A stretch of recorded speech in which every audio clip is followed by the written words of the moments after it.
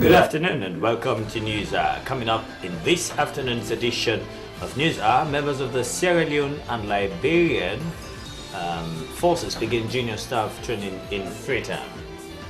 Former chairman and leader of the Sierra Leone People's Party criticizes the recent cabinet reshuffle, and Freetown City Council faces tax collection problems. All the stories and more, including your business and sports news, are lined up in this afternoon's edition of News Hour.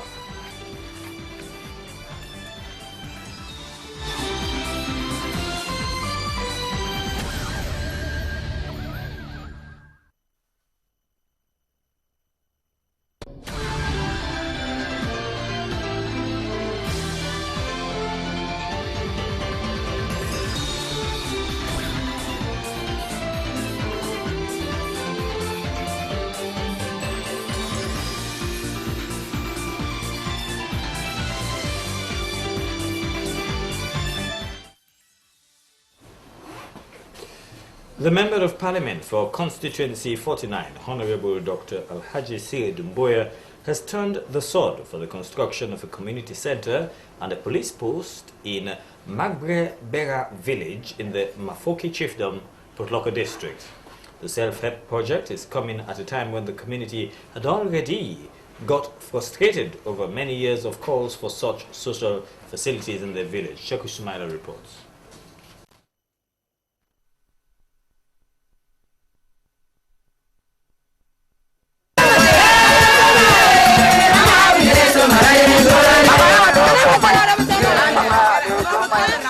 This has been a dream for the people of Magbebera in the Mafoki Chiefdom for a very long time, a community center and a police post for which they have been calling on authorities to ensure it happens. It has finally come to pass as of this turning of the sword ceremony by Honorable Dr. Alhaji Siri Dumboya of Constituency 49 Potloko Central has restored the hope of people. This was echoed by Salio System Cargo, who chaired the ceremony. He commended Honorable Dumboya for what he described as a laudable venture. He recalled the role of the MP played during the Ebola scourge, likening him with late S.I. Kroma, former vice president, who was also a community mobilizer and developer. Ward farmer Abbas Mansaye acclaimed of the MP for his support, while calling on every community member to give support to the project. Deputy Chair, Potloko District Council, Ibrahim Bangura, said all of the 34 councillors in the district are thirsty for development, as has been manifested by the councillor of Ward 171. He called on the Honourable to consider other areas. Performing of the turning of the sword ceremony for the construction of a community center and a police post at Magbebera, Honorable Dr. Alhaji Siri Dumboya said building materials will be provided by him as part of his support to the self-help project for the community center and the police post. What he is doing at present, he said, is in fulfillment of promises he made during his campaign to become a member of parliament for the constituency. He reminded the people that the spirit of self-help was initiated by the late S.I. Kroma, and that he is now around to keep or revive that spirit, for which he is happy that the community people themselves are very much enthusiastic about the projects and are ready to give their support.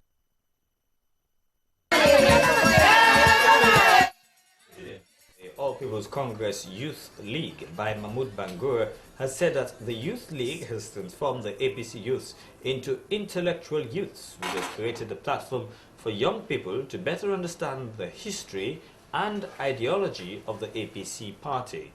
He made the statement at the brain squeeze competition, which attracted 14 participants from various universities under the APC National Students Association. Alassane Kamara, an engineering student of Jala University, came first, whilst Lucy Kaiwo Pratt of IPAM took the second position, while Dorin Kaloko witnessed it all.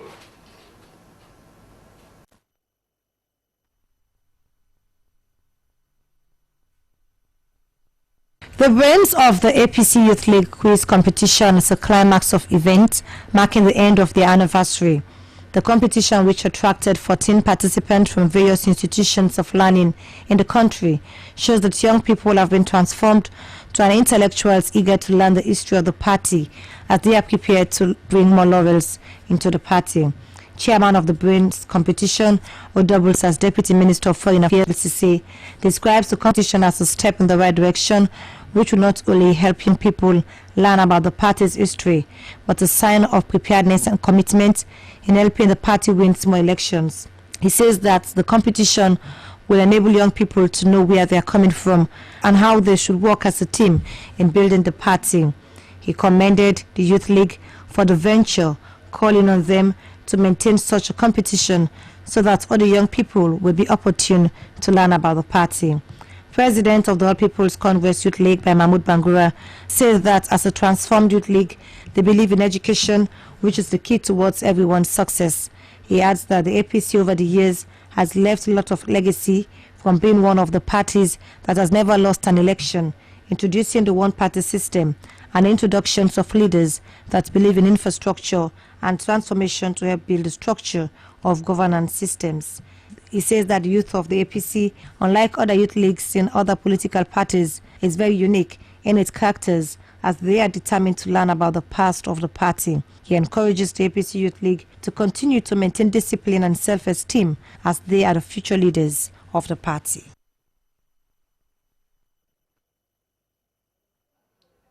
Problems of the eyes, most times resulting to blindness, continue to be a major concern in Sierra Leone.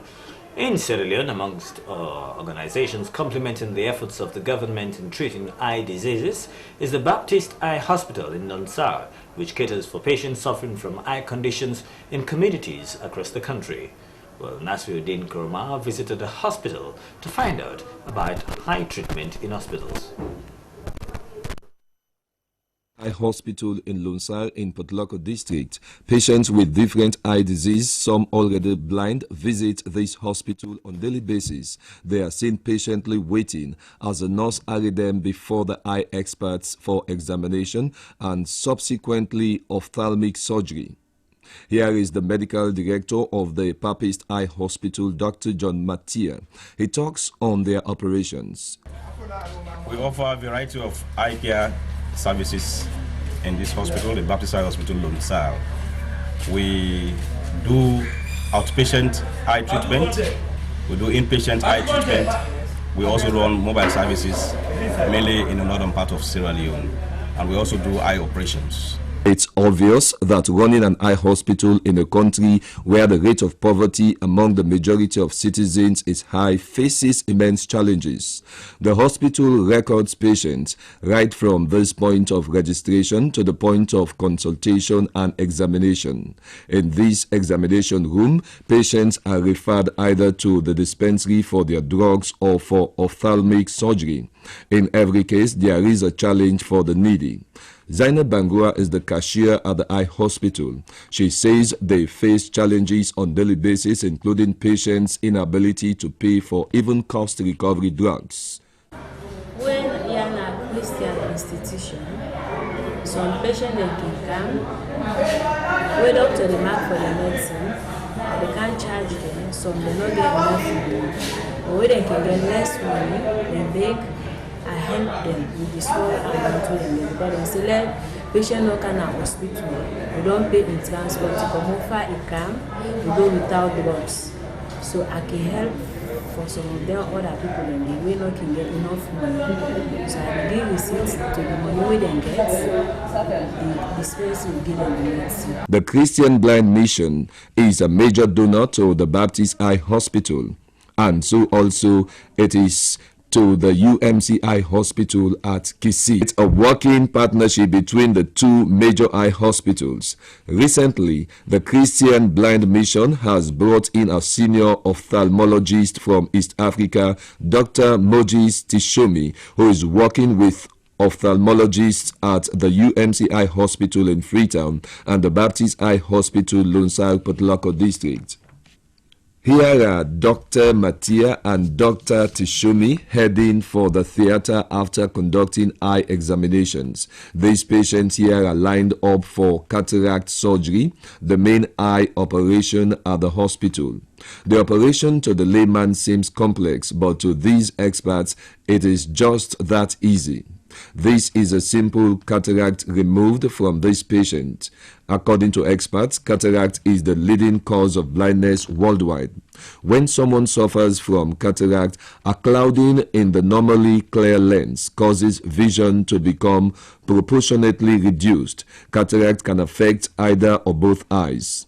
Early stages of cataract may cause no decrease in the acuity of vision, and the eye can look normal to an untrained person.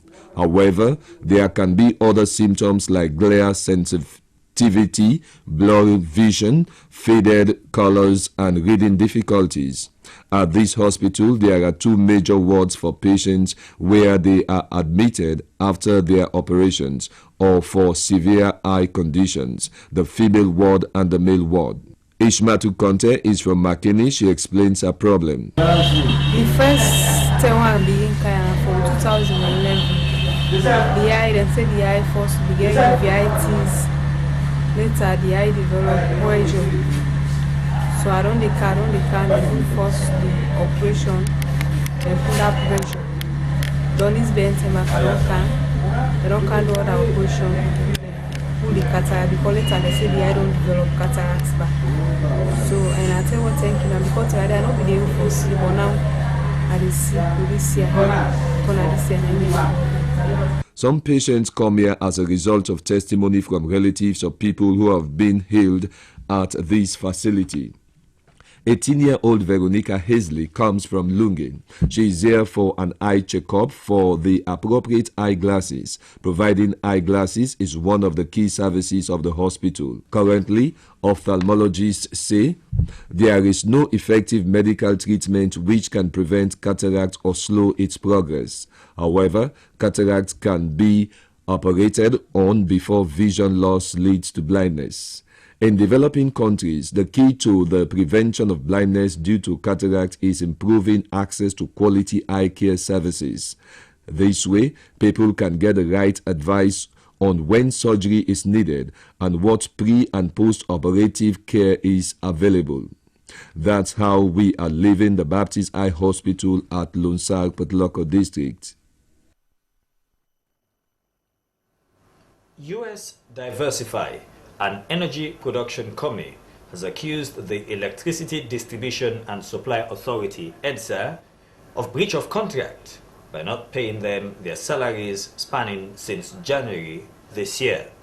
Daphne Kimama-Colley has been finding out.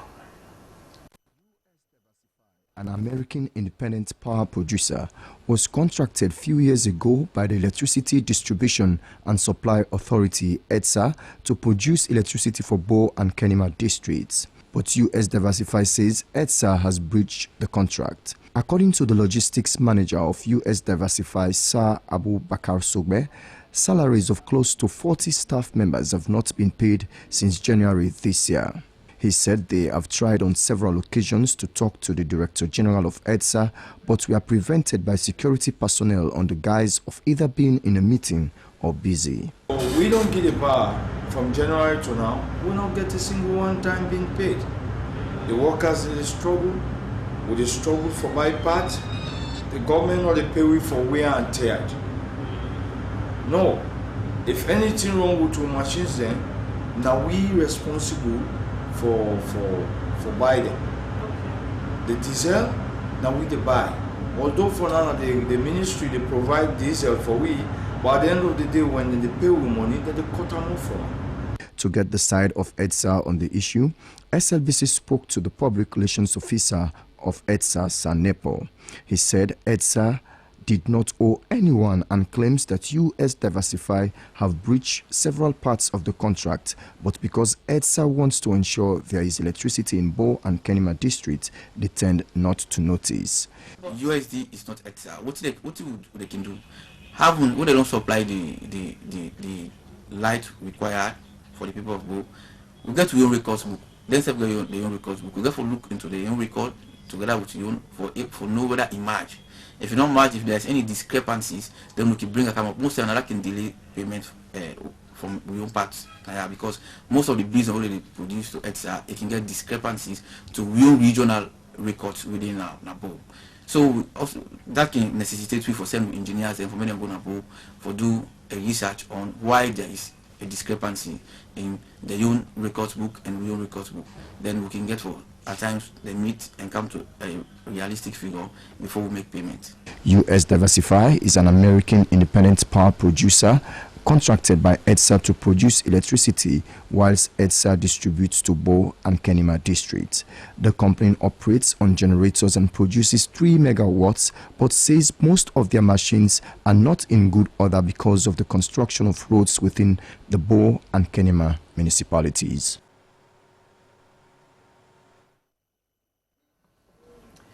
Some 40 students from the ARSLAF, the Armed Forces of Liberia, and the Gambia are attending a junior staff course at the Houghton Academy, Leicester Square, IMAT. The course would run for 16 weeks and it will be done in 2 phases. Princess Gibson tells us more.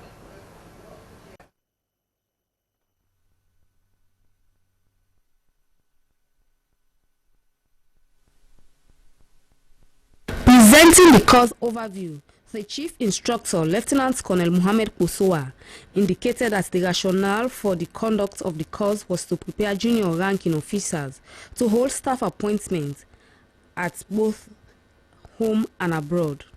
He highlighted that the course load comprised 40 students, 30 drawn from across ARSLAF, 5 from the Armed Forces of Liberia, and 5 from the Gambia Armed Forces. The Chief Instructor said that the course will run for 16 weeks in 2 phases. We'll bring you that story later. Since the major cabinet reshuffle by President Ernest Bai Koroma, many political analysts and ordinary citizens have given different interpretations to the new appointments. Whilst many think the cabinet has more women and youths this time around, the opposition Sierra Leone People's Party has picked some holes on the cabinet reshuffle. John Oponjo Benjamin is the former chairman and leader of the Sierra Leone People's Party. During our sister program, The Podium, he gave his reaction about the cabinet reshuffle to our very own Asmi Uba. The president for finally coming in to address what we have been asking him to do for a very long time. They had so many ministries running on their own, free engine, and we started feeling the effects on the country. So when finally he said he was going to come up with a new cabinet, we thought it was going to be a cabinet focused on the interests of the country and not the interests of APC. I say so for several reasons. For instance, if you are making changes, you have 7, 8 important ministries that have a minister and a deputy. I cannot see how you can sweep all those ministries at the same time and bring in a new minister and a new deputy. A new minister and a new deputy. You will see like the youth ministry. It was a young creation of the president. And we admire him. He talks a lot about youths and we want him to do a lot for youths. So when he picked a very young and vibrant man, put him in charge with his deputy, they were talking about a youth village, a youth center, a youth program. $32 million was available, and they'll be working day and night. And then all of a sudden, we don't know what has happened. Both of them are shifted out of that ministry. They have less than 2 years to go. So you can now see that ministry heading for confusion, because the new people are going to start from new. And then you go to information. We had Koto IB, he was there. When he left, Afaka came, Afakano. They did a good job, but you had to revise a lot of the laws, a lot of the agreements, MOUs that we have signed. So up to this moment, we are still working on fiber optic, and that has not taken off. And then how you terminate calls, all of those things are in chaos.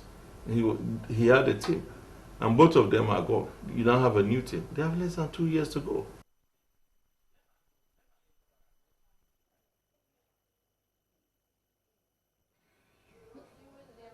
The mayor of the Freetown City Council, Franklin Body Gibson, has told journalists that tax collection is a challenge to his council. He made the disclosure during a press conference held at the City Council Hall on Wallace Johnson Street. The press conference was organized to update journalists about the council's challenges and successes. Francis Danema reports.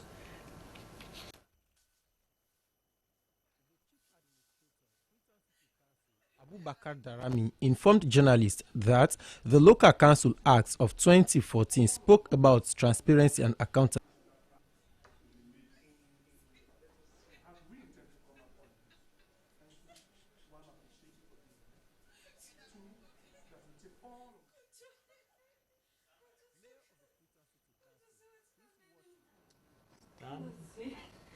Women leaders from various organizations have called on the constitutional ensure the inclusion of gender equality into the new constitution. They expressed dismay over the non-provision of women issues in the country's abridged constitution. They made the plea at a one-day solidarity conference aiming at reviewing their position paper, which will be presented to the Constitutional Review Committee for the second time. During local reports.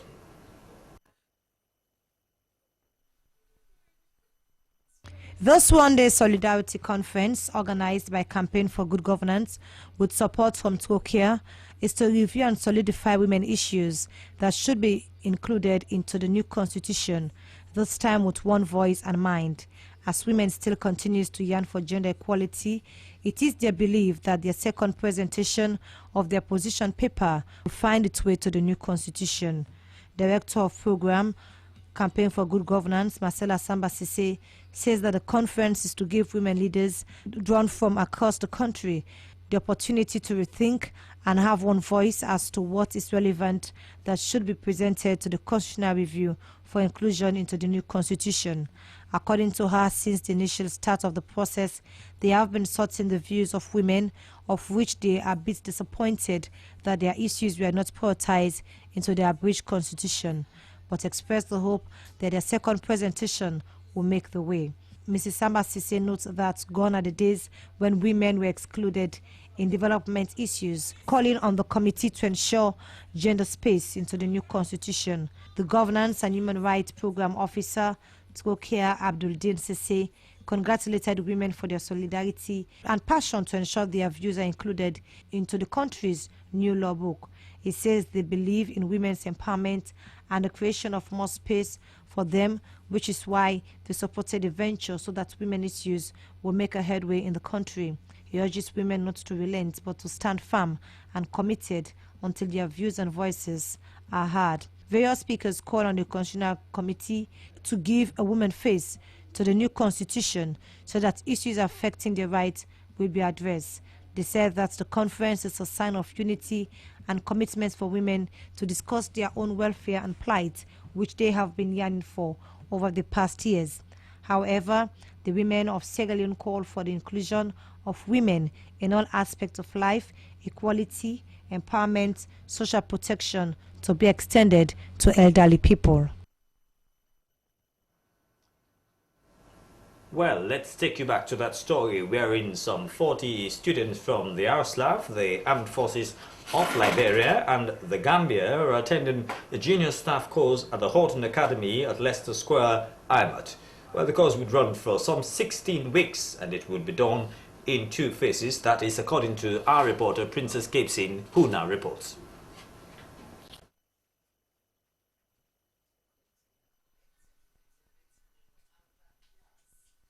Presenting the course overview, the Chief Instructor, Lieutenant Colonel Mohammed Kusowa, indicated that the rationale for the conduct of the course was to prepare junior ranking officers to hold staff appointments at both home and abroad. He highlighted that the course load comprised 40 students, 30 drawn from across RSLAF, 5 from the Armed Forces of Liberia, and 5 from the Gambia Armed Forces. The Chief Instructor said that the course will run for 16 weeks in 2 phases. Phase 1 will be based on management and administration, to be conducted by the Institute of Public Administration and Management, IPAM, while Phase 2 will be purely military-based. Head of the International Security and Advisory Team ISAT, Duncan Hill, stated that they would like to see the AGSLAF take more ownership of Hunting Academy and that ISAT will continue to lend its support to make the academy what it is envisioned to be. The Chief of Defense Staff, Major General John Milton, emphasized that the rationale for integrating the IPAM package into the junior staffers was to enable officers improve their professionalism and capacity. He said a pass in junior staff course is a prerequisite for promotion and urged all to take the course seriously. He indicated that the Ministry of Defense will provide all that is necessary to ensure the smooth running of the course. The Chief of Defense Staff assured all that during his tenure of office, he will put training at the apex of his administration.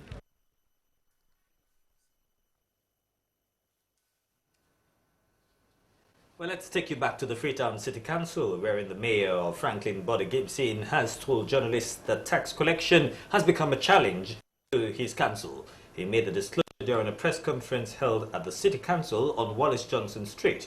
The press conference was organized to update journalists about the council's challenges and successes. Francis Danena was amongst journalists who witnessed that ceremony.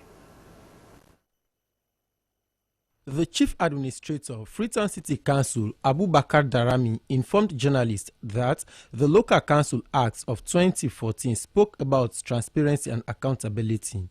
The press conference, according to him, was to ensure that the council informed more people about its achievements, challenges, and what the council is planning to do in 2016. Mayor of the Freetown City Council, His Worship the Mayor, Franklin Body Gibson, said his council contributed to the rehabilitation and construction of schools, distribution of learning materials, provided several charity supports for different vulnerable groups of people, monitor health activities, among several others.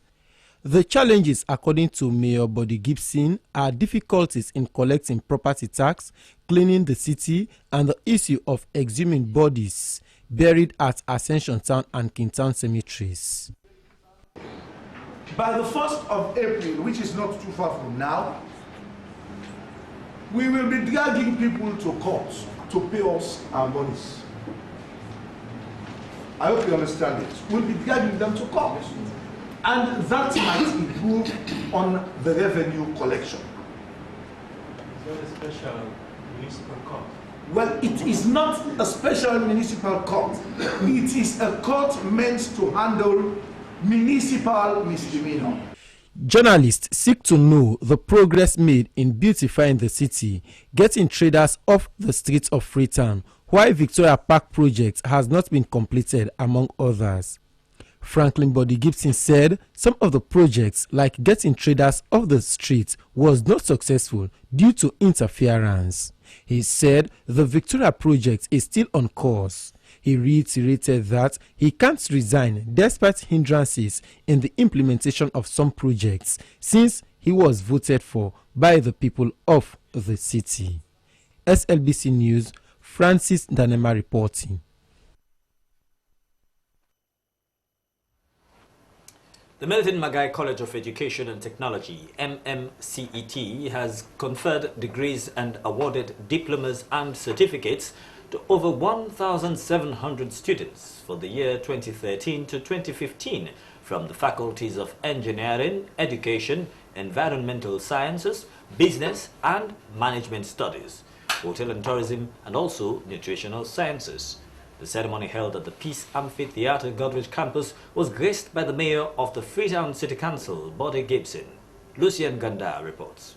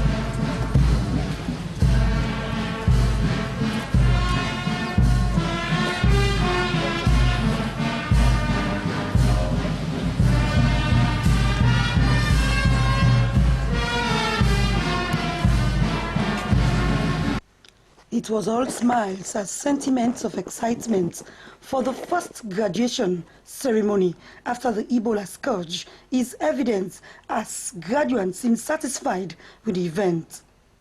The Chief Education Officer, Dr. Alhaji Mohamed Kamara, while representing the Minister of Education, Science and Technology, urged graduates to make good use of their achievements and make the difference in the society. As a ministry, we are mindful of the difficult period which all our academic institutions have passed through as a result of the recent Ebola scourge, and despite which your institutions have continued to work hard to produce results with requisite academic standards as manifested by this occasion. It is therefore the sacred responsibility of you, the guardian, to show this nation and the world that you are worthy products of this high standard of this institution. Through hard work, commitment to duty, commitment to life learning, discipline and responsibility, resourcefulness, professionalism, and positive attitude. Be reminded of your current stage of venturing into the world as standard bearers, having to promote the values of this institution and what is best for this country, and to diligently work to eliminate those values that are not in the interest of this institution and the nation. Doing so will clearly demonstrate that the success you have achieved and celebrating today is not yours alone, but one which we are prepared to share with others for the general good of this country. You must also be warned of distractors during your various endeavors towards contributing meaningfully to the development of your societies, and to be resolute and focused in your pursuit for positive results. The Chief Education Officer also dilated on emerging issues in the education sector, which he says might require a review of the curricula and programs. Our tertiary institutions should set the highest standard in these values and create a mechanism for influencing their cultivation by the larger society. Let me hasten to register the Ministry's recognition of the ongoing infrastructural development that has once again rebranded the outlook of this beautiful campus, and for which both present and past students of the college are presumably proud and boastful. Being among the leading institutions for teacher training in this country is highly dependent upon for the provision of trained and qualified teachers to address the educational needs of children with special needs or disability, particularly those with hearing and visual impairment in our schools. As the ministry is in the process of finalizing the policy on inclusive education, which caters to ensuring that all children, irrespective of their physical challenges, attend schools of their choice and ability, this requires teachers with specialized training to be able to effectively and efficiently handle the blend of pupils envisaged in our schools. The chairman of the College Council, MMCET, Professor Sir Thomas Bamanja, urged graduates to develop confidence as the knowledge and skills they have acquired comprise valuable ingredients required for the development of this nation. The principal of the MMCET, Dr. Saidu Kanu, says the responsibility of his institution is to mold students with a successful career, and in the process they must judiciously use their positions and experience to influence positive character formation, knowledge creation and dissemination for social advancement.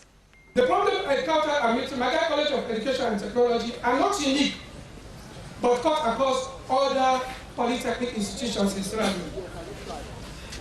To enable us to address and surpass these challenges, the conference of principals and teacher training colleges was constituted, and a memorandum of understanding signed on the 1st January 2015. The core objectives of the conference are to enhance the delivery of quality education, providing better conditions of service for staff, and improving on our outreach programs. In this regard, I am delighted to report here that a robust and revised harmonized condition of service for staff was recently concluded. In addition, the Conference of Principals has developed harmonized codes of conduct, staff appraisal tools, and a harmonized scoring and promotion criteria. Climaxing the graduation ceremony is the receiving of certificates and the college song, with a cultural Well, it's now performance. time for the latest action in sports, and for that, let's join Francis Bannard.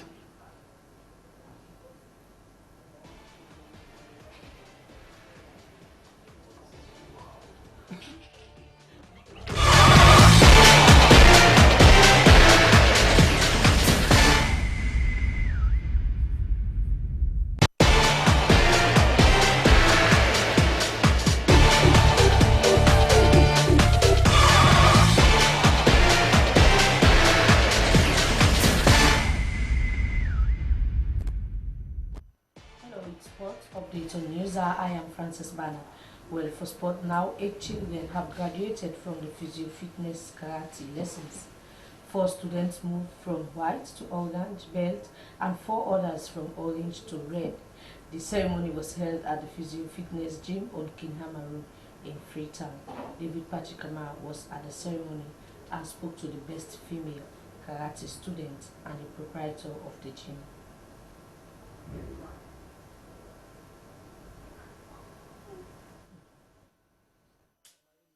Just graduated from one level to another. How does it feel? I feel more than happy right now because it was actually a very hard training session.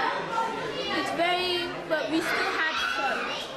It's set to always make sure we have fun and do hard work at the same time. Okay, so what do you hope to do in the next 3 months? Well, I hope to do better. I hope to win that best performance. Okay, so what will you say to other young guys who are seeing this as a violent sport? What would you like to say to them? I want to tell them that don't be afraid to do what you want to do. I mean, even if people tease you, because they teased me about doing karate, they say even if they win the highest black belt, they could still beat them. Do not be afraid, because you can beat them. Yes, my name is Dr. Brian Conton, and I'm the owner of Physio Fitness, where we just had the grading of our white belts going to orange and orange going to red. Well, the idea came about from the fact that I myself was very engaged as a youth in karate. There was a need for a facility that would provide children with the ability to practice and have a safe environment for them to be after school. So when I put up the gym, which also has an aerobics center, I said that we must have karate in here. Well, the school was much larger than this before Ebola. It was actually double this size, and after Ebola, was half of what we were before. So we will build up again. We've only been going for about six months now, after Ebola ended. Okay, let's talk about the kids that are participating. There is another school of thought that always thinks that sports such as like karate is a violent sport, and sometimes parents are a bit jittery in sending their kids to such training sessions. What will you say to them? I'll say to them that a sport such as karate teaches you discipline. It teaches you how to acknowledge those that have been before you. Also, make sure that you respect them, but know when and where to use force. So even if people think that it encourages children to fight, it actually doesn't. It teaches them a lot of self-control, it teaches them a lot of physical well-being, a lot of balance, and a lot of things that they're going to need later on in life. Okay, lastly, what's your relationship with like the Sierra Leone Karate Association in organizing these sessions? Maybe you have a relationship wherein in the long run you will be hoping to send them athletes that have been trained by your gym for national duty. All the judges today were members of the Sierra Leone Karate and Sierra Leone Judo Association. The sensei who heads the school in the gym, Sensei Wallace, is past president of the Sierra Leone Karate Association. So we have an excellent relationship with the Sierra Leone Karate Association, and we look forward to putting together a team. I'm very, very keen on putting together a girls' exhibition team. As you saw, that we have a very strong girls' team. So I'd love to put together a girls' exhibition team that can go to international competitions under the banner of Sierra Leone.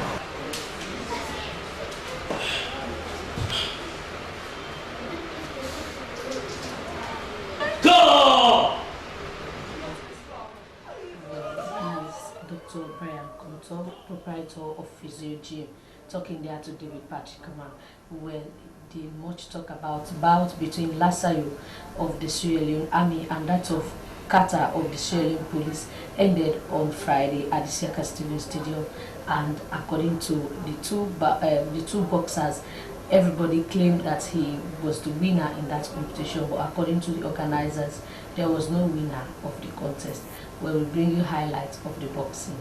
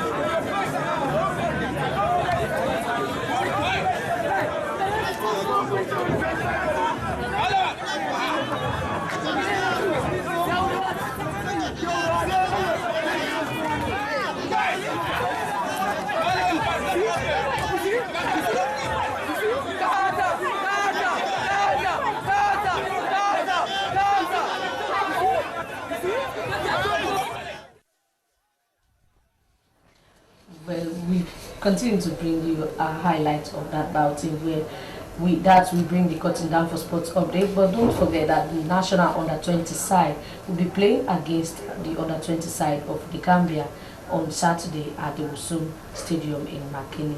Details of that story will be brought to you in our next edition of Sports Update. I have been your presenter, Francis Bana. Thanks for watching. Well, let me join Francis in bringing down the curtain on this hour's news hour. And now, to end this program, a quick look at the main points again. Members of the Sierra Leone, Liberian and the Gambian Armed Forces have begun junior staff training course in Freetown.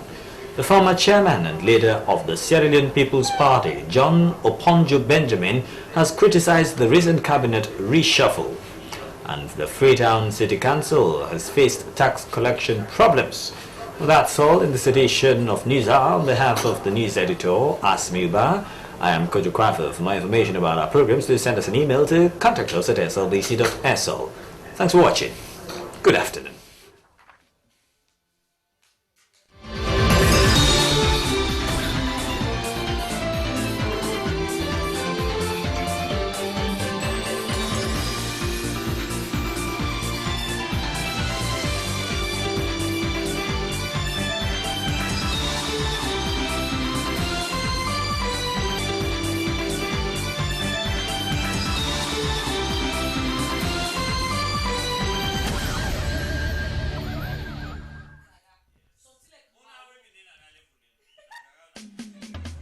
Slbc.